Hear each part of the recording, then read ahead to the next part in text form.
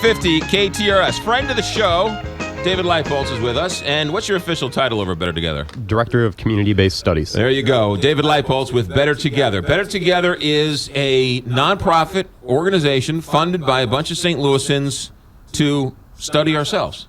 Yeah, essentially we're looking at the region.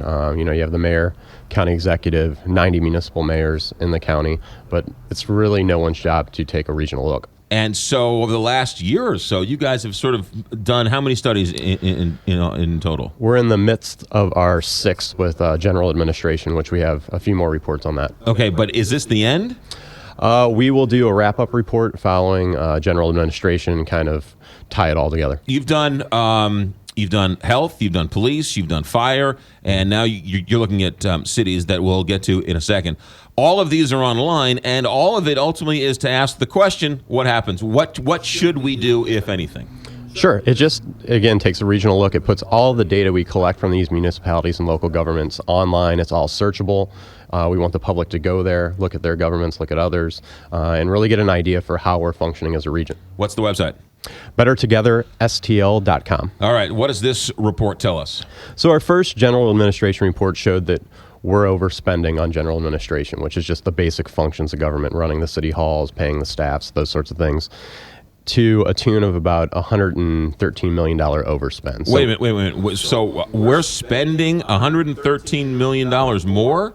Right. So then what? Then a comparable region. Like Louisville has 83 municipalities, but they have a consolidated regional government that oversees those and does a lot of the administrative functions. Right. So we pay over $250 million for our administration, and they pay $95 million.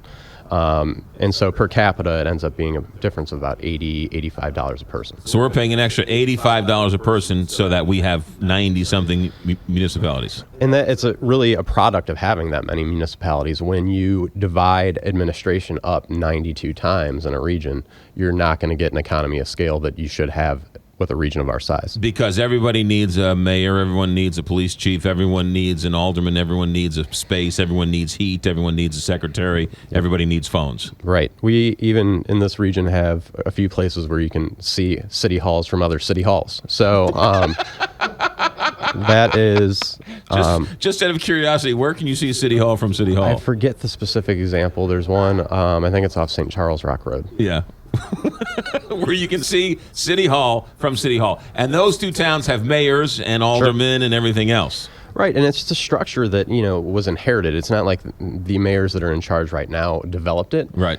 The region was just cobbled together literally over 2 centuries. So you have Florissant that started before the United States was even signed the Constitution. Right. And then you have Wildwood that was founded in 1995. So there's no coherent long-term visionary plan that assembled our region. One of the things people say is we like this. We like being able to walk down to City Hall and pay our taxes or, talk about the street signs and everything else. Sure. And I think that, again, we looked at Louisville because they're able to maintain those communities if they wanted to. It helped us isolate just the pure administrative costs because they still have some mayors, they still have even a property tax to pay for pools and local parks and things like that.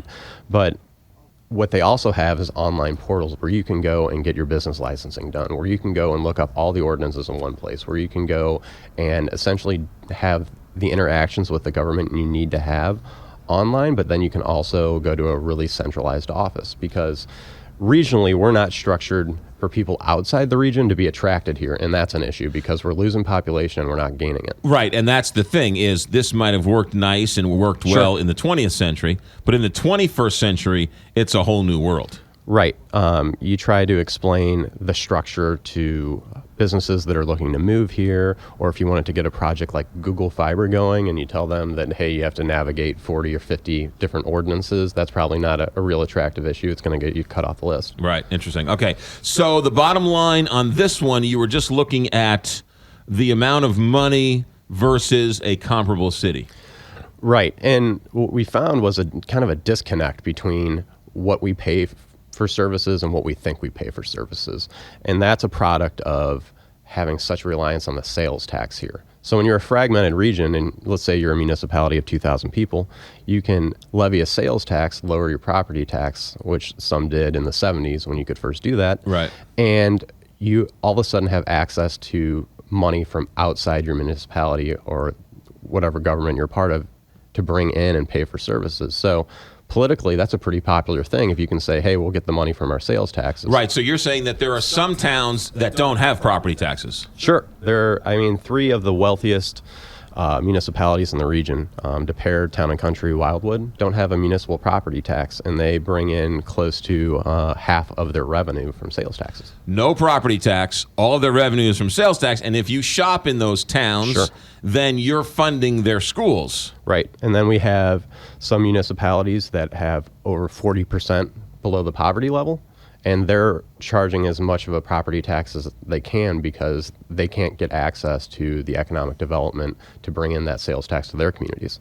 So when we hear services like free leaf pickup, free tree trimming, in St. Louis, that just means that somebody else is picking up the check. Kind of like a free zoo, right? Right. It's a free zoo. It's free to you, but someone's paying for it. So I think that there may be a satisfaction with the system because in some places because the cost is so hidden or it's pushed onto someone else. Right. That is really interesting. So some of the most affluent communities have no property tax. Sure. But they like that. Getting them to pay a property tax would be kind of difficult. Right. Who doesn't like it? Would you want to buy your own lunch or do you want me to pay for it? Right, exactly right. But whereas some of those other communities where they don't have the sales tax infrastructure, which is why then they're chasing the sales tax dollars, which is why you're giving these big corporations all these TIFs. Well, and we saw it with fines and fees revenues from the courts, too. It's always more attractive to go outside of your community for the funding. That's the 16 wealthiest municipalities in St. Louis region get, I believe, $44-45 million from sales tax, and in 2014 they collected $7 million in property tax.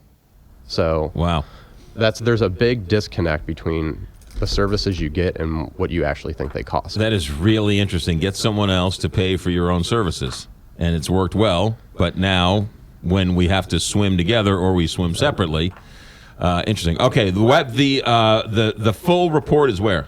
It's at bettertogetherstl.com, and you can email us if you have any questions. And then what are the next reports coming up? So we'll have 2 more general administration reports in the coming weeks, and then I think we'll have that wrap-up report sometime in January, February. And then you got to go find another job. Yeah. David Leipold's with Better Together, the website, one more time.